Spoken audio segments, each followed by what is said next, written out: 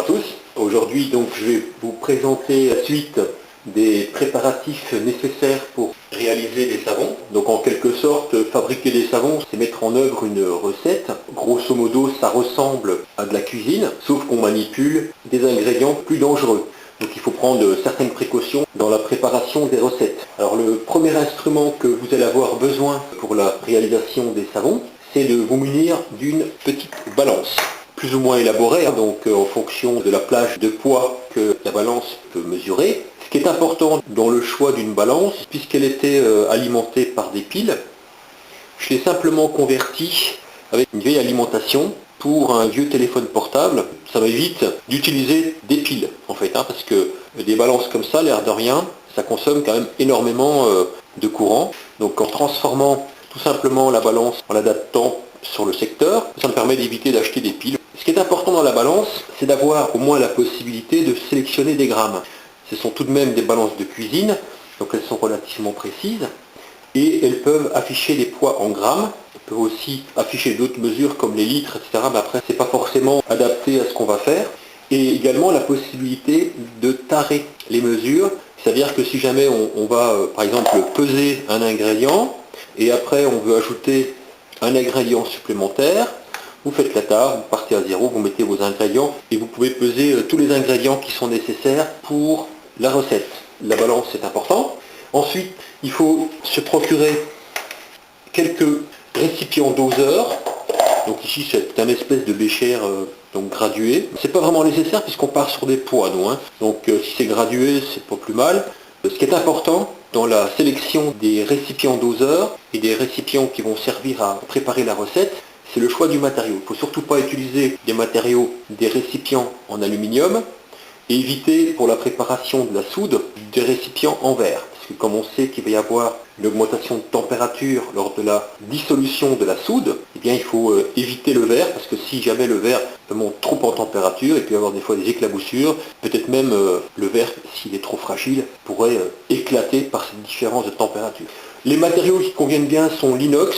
Et ce qu'on trouve très fréquemment dans notre cuisine, ce sont des récipients en plastique, mais du plastique qui s'appelle le polypropylène. Alors c'est très facile à voir, parce que c'est une couleur un petit peu translucide, comme ça. Et quand on regarde sur les emballages, ça doit être indiqué, voilà, on le voit ici, PP. Donc PP pour polypropylène. Donc ça, ce sont des matériaux qui sont adaptés pour résister à l'usage avec de la soude. Ce qui est intéressant, c'est de prévoir plusieurs petits récipients pour mettre tous les ingrédients séparément, qu'on va peser séparément. Un récipient doseur pour doser notre soude. On va mettre de l'eau donc dans notre récipient, qu'on va peser forcément avec la tare. Et puis ensuite, on va peser séparément ou ajouter sur la balance avec la tare. On va ajouter notre quantité de soude qui est nécessaire pour la préparation. Par contre, il nous faudra donc un récipient un peu plus conséquent pour réaliser le mélange d'huile et qui va servir également de récipient principal pour la préparation du mélange.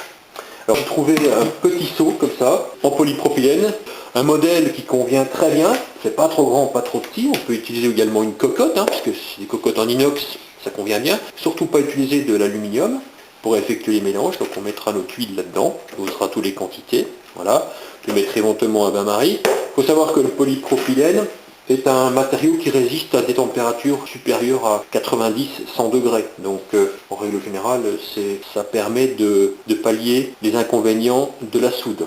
Ce qui est intéressant aussi d'avoir à disposition, ce sont des petits bocaux en verre.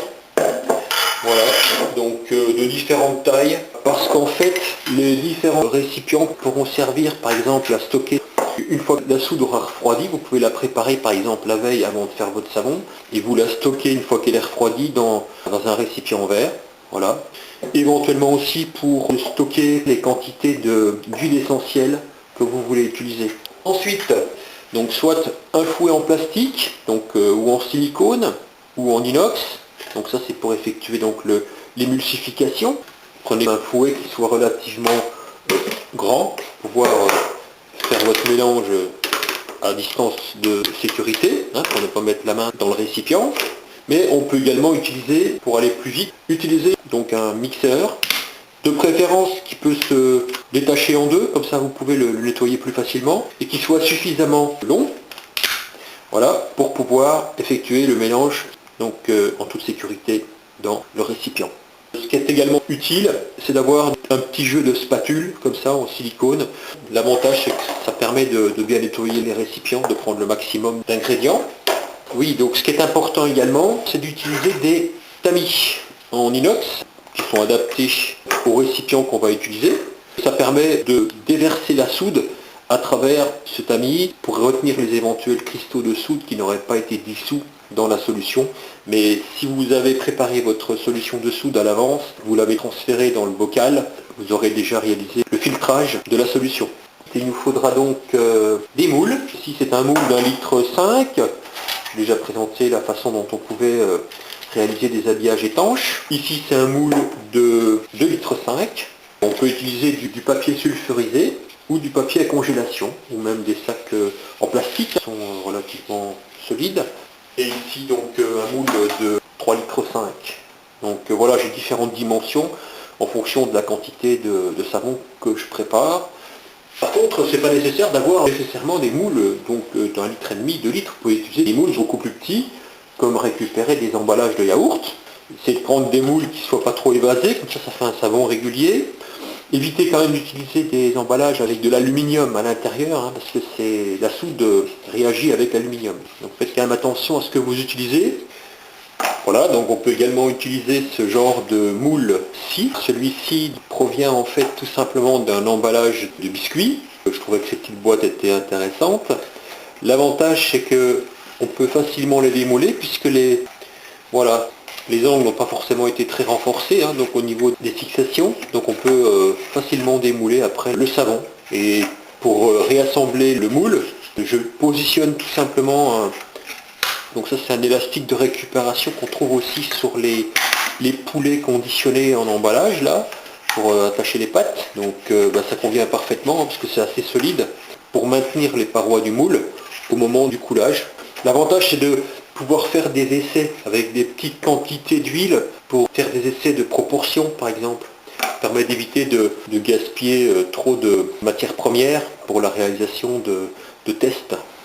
Une sonde thermométrique, donc un thermomètre, donc là c'est un multimètre en fait, mais il existe d'autres genres de thermomètres, des thermomètres avec un indicateur donc analogique, donc avec un écran, avec une aiguille, thermomètre de cuisine en fait, mais il existe également des thermomètres infrarouges qui ne sont pas encore trop chers, mais ça fait quand même déjà des sommes de 15, 20, 30 euros pour avoir un petit thermomètre infrarouge.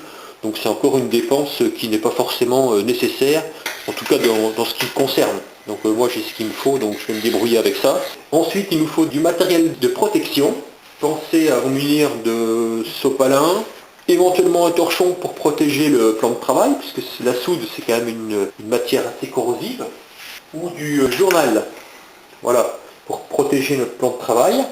Puis il y a bien sûr donc l'équipement de sécurité personnelle, individuel, parce que forcément on va manipuler une substance qui est assez corrosive, donc il faut en avoir conscience, c'est quelque chose de dangereux. Donc il faut prendre des précautions. Alors les précautions qu'on va utiliser souvent c'est donc d'utiliser des gants, utiliser des gants en vinyle ou en latex, ici, voilà, des gants en manche longue, ça c'est encore plus efficace. Ceci c'est plus pratique parce qu'on a plus d'aisance pour manipuler les instruments de cuisine. Ceci c'est un petit peu moins, on a un peu moins de sensibilité avec ce genre de gants, mais ça va très bien. Surtout des moyens de protection pour les yeux. Donc soit de prendre des lunettes un petit peu galbées comme ça qui protègent également les parties latérales. Ou également quelque chose d'un peu plus efficace, protéger les yeux au maximum. Donc, ou soit de prendre des lunettes de ski, donc il y a le choix. Pourquoi pas un masque de plongée, si on n'a pas sa disposition. Et puis très important également, puisqu'il peut y avoir des vapeurs, des particules volatilisables de soude, quand on va manipuler, verser la soude, eh bien il faut quand même faire attention pour protéger ses voies respiratoires. Donc en général on peut utiliser soit les masques classiques comme ça, tout simple, ça n'offre pas vraiment de protection puisque les particules peuvent être inhalées quand vous inspirez, donc ça c'est pas vraiment l'idéal. Le mieux c'est de prendre des masques, alors ça c'est un FFP2, donc ça c'est contre les poussières. Donc ça c'est pas mal, c'est déjà pas mal. FFP2 ou FMP2 c'est bien. ou encore plus efficace, ces masques à gaz en fait, donc parce qu'ils ont des cartouches de filtre de carbone. Donc il y a l'air qui sort d'ici quand vous expirez, parce qu'il y a une soupape.